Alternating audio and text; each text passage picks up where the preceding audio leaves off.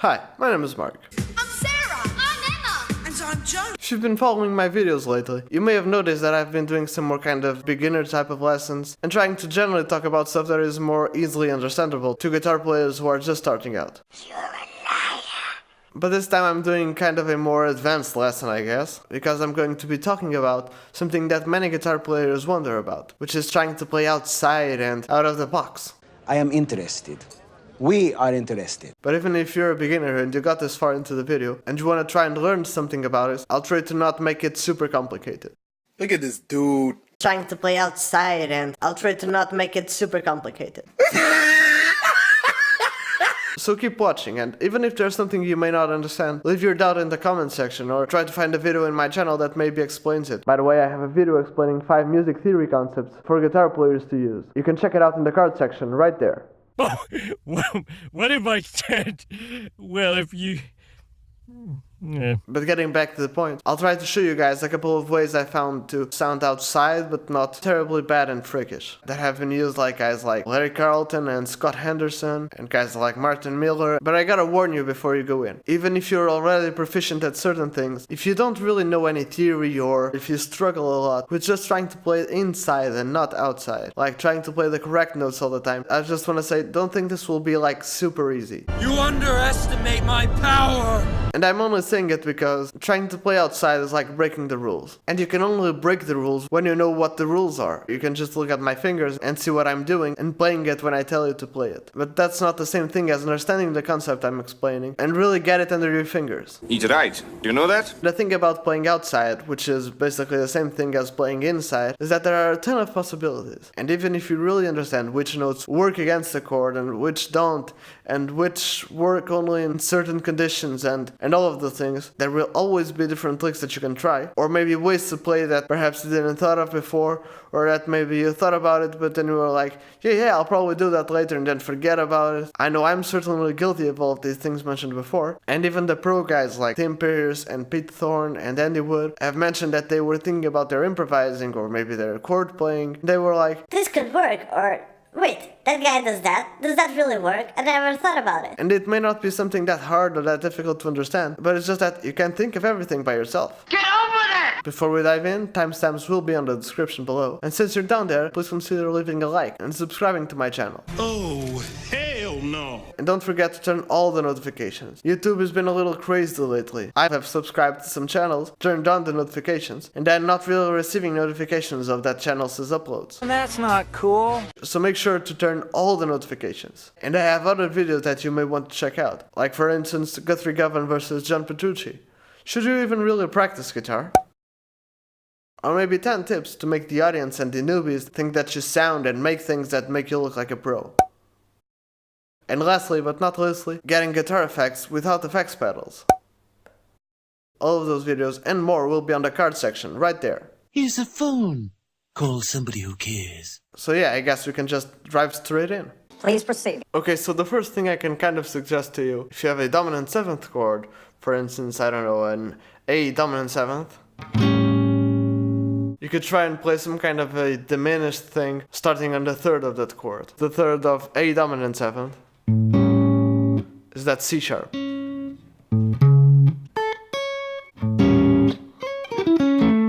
Whether it's a diminished arpeggio, or maybe trying to play the Locrian mode, which kind of gives it this Mixolydian feel, or maybe even trying to do some kind of diminished scale, like going down the half tone, whole tone scale. The most important way is to kind of resolve it somehow. For instance, if you're playing over an A dominant 7, and you're playing this diminished arpeggio, if you went the arpeggio like,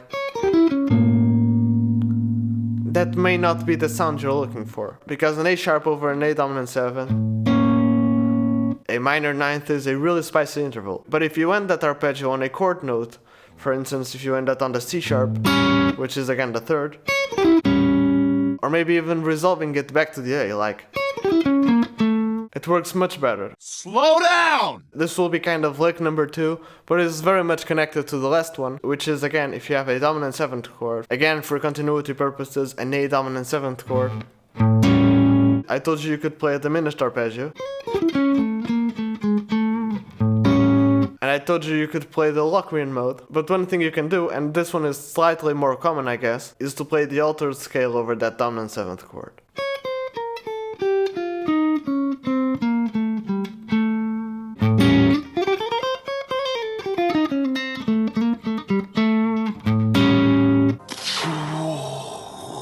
Or something like it, like...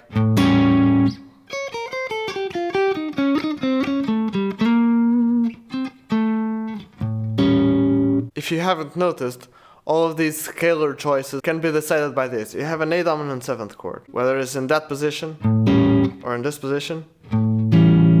The 4 notes in this chord are A, the root, E, the 5th, G, the flat 7th, and C sharp, the 3rd. Whichever position you play has those notes.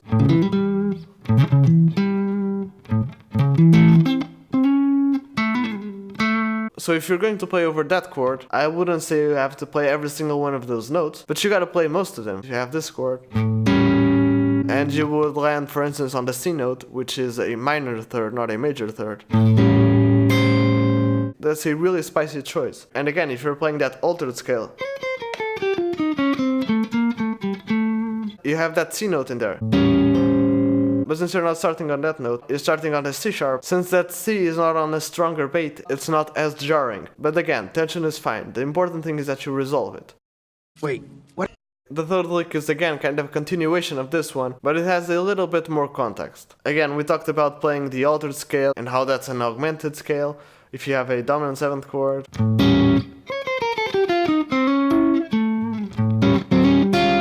But here's something that I think you may want to check out. If you have a dominant 7th chord, that chord wants to resolve with 4th. For instance, if you have an A dominant 7th chord, it will want to resolve to D. And that D can be either a D major chord or a D minor chord. And playing some kind of augmented lick over a dominant 7th chord, since that chord is probably going to resolve to D, whether it's D major or D minor.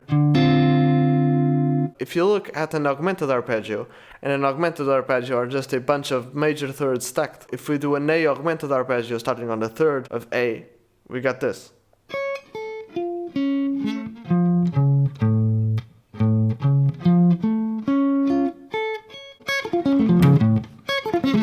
If you look closely at the 3rd note of that arpeggio, if you relate that note to D,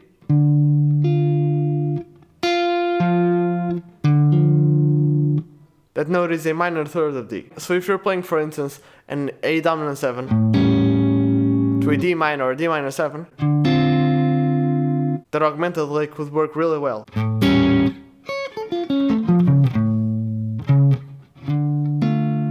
Again, it would work as well with a major chord, but you really have to pay more close attention to the notes you're ending up with.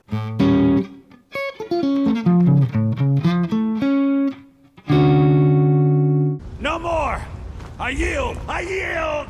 Another thing you can do, and keeping in A again, this time if you have an A major 7 instead of an A dominant 7, or in this position maybe, or in this position, something that you can do is doing a minor pentatonic scale with the root being the major 7 of the chord you're playing with. For instance, in this situation, we're playing an A major 7 chord, and the major 7 of A is a G sharp.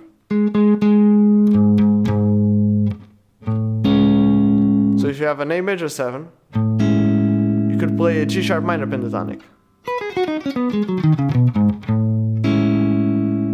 But again, you gotta be able to know which notes you're playing, because most of these notes aren't in that A major 7 chord. The only notes you can find in there are that C sharp. You can find the G sharp because it's the major 7. But that's pretty much it. If you play the 5th of the A major 7 chord, which is an E,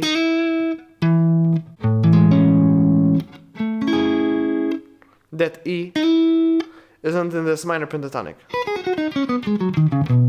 Nor is the A itself really. The A, which is the root of the chord,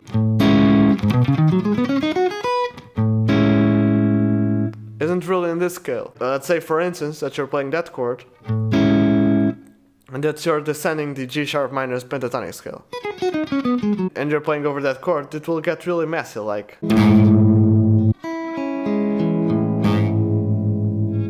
Which is kind of a cool sound, I guess, but it wouldn't work in every situation. If you want to know the theory about it, I mean, it's kind of like if you have an A major 7 and you're thinking about playing like an A Lydian scale, which would work. This G sharp minor pentatonic is kind of a simplification of the G sharp Phrygian mode, which is the 7th mode of A Lydian.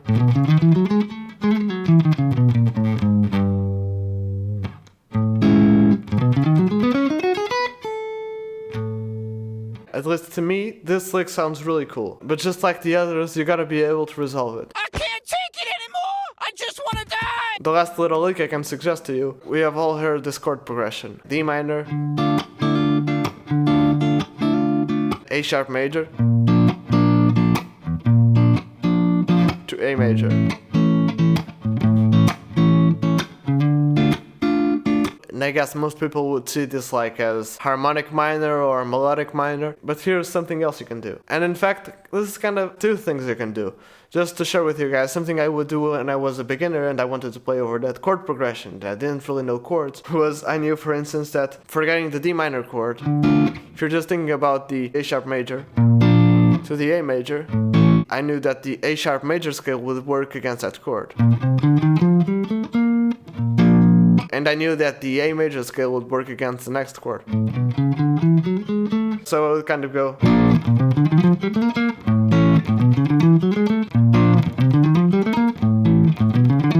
Or something like it. I'm trying to play it really fast for some reason. And I guess that would work as well. To be honest, I guess it would work against any major scale. You could use Lydian, for instance.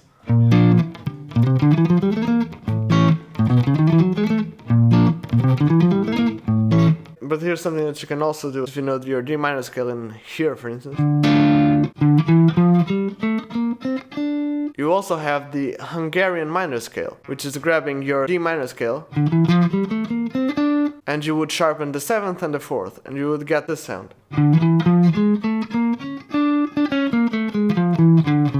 Some people know this as the 4th mode of the Byzantine scale. Some people know this as the Gypsy scale. Whichever name you give it, it goes like this.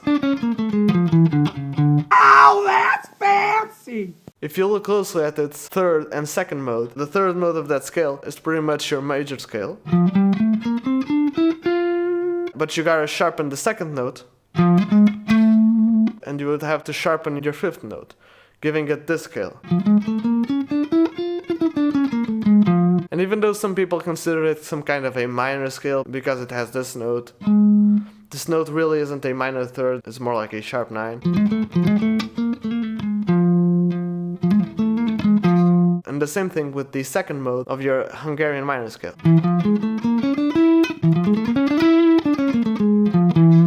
And again, this scale is not really a major scale, it's more kind of like an augmented-ish scale. But what's important is, if we are in D Hungarian minor, you can do this. And it's right here. It's a relationship of a major 3rd. And in here as well.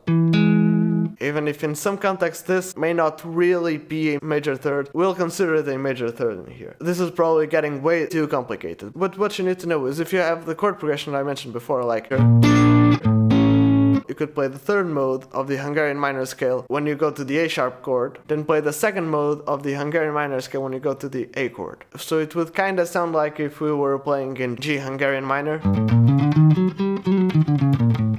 And again, the same thing applies here. We don't have an E in that scale, which is the 5th of the A chord. So you probably wouldn't want to resolve that A chord landing on that note. It probably wouldn't be the best sound, right? So I guess this would kind of sound like...